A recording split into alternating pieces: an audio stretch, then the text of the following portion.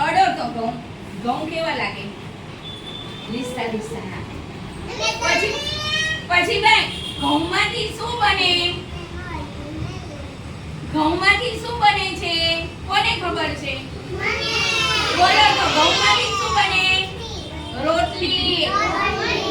આ ઘઉંને મમ્મી સાફ કરી અને દળાવે એનો લોટ કરે પછી લોટ બાંધે પછી એની રોટલી કરે સરસ મજાની ભાખરી કરે પછી ભાઈ ઘઉંના ફાડામાંથી થૂલી થાય ઈ થૂલી બહુ પૌષ્ટિક તમારે મમ્મીને કહેવાનું કે થૂલી કરજો થૂલીને દૂધ ખવાય થૂલીને ગોળ ખવાય પછી બધા શાકભાજી નાખીને વેજીટેરિયન થૂલી બનાવાય કેવી વઘારેલી ઈ બહુ સરસ બહુ પૌષ્ટિક હોય મમ્મીને કહેજો થૂલી બનાવી દે બરોબર પછી ભાઈ આને શું કહેવાય જુવાર જો જુવારનો રંગ સફેદ હોય કેવો હોય પછી જુવાર બાજરાના રોટલા થાય એકલા જુવારના રોટલા થાય બરોબર પછી ભાઈ આને શું કહેવાય બાજરી આને શું કહેવાય બાજરીને અડો તો કેવી કેલા પછી તને બીજું અડવા બોલો ભાઈ તમારા મમ્મી બાજરાના રોટલા કરે છે કેવી રીતે બનાવાય બાજરાના રોટલા બનાવો તો વાહ ભાઈ વાહ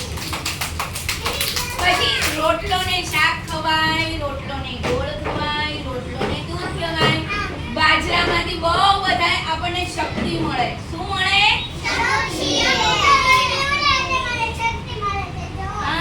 શક્તિ આને શું કહેવાય ચણામાંથી ભરપૂર લોહ તત્વ મળે ભાઈ ચણા તમારી આંગણવાડીમાં આવે છે તમને બધાને ભાવે છે પછી સમજો ચણા બાફીને ખવાય ચણા વઘારીને ખવાય પછી આ ચણાની દાળ બનાવાય દાળનો લોટ બનાવાય બહુ સરસ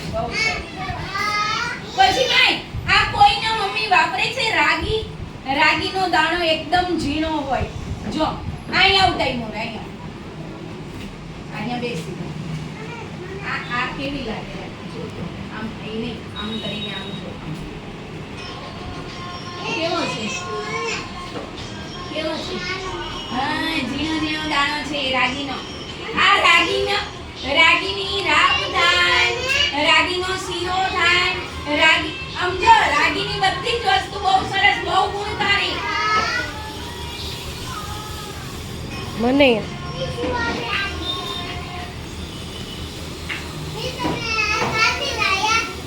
પછી ભાઈ આને શું કહેવાય આ કઠોળના રાજમા છે રાજમા સમજો કેવા કલરના રાજમા હોય અને રાજમા લીસા હોય હો ભાઈ રાજમાનું શાક કોના મમ્મી બનાવે છે જો રાજમાને પલાળી દેવાય હા પછી રાજમાને પલાળી દેવાય પછી ગ્રેવી વાળા કરાય મીઠા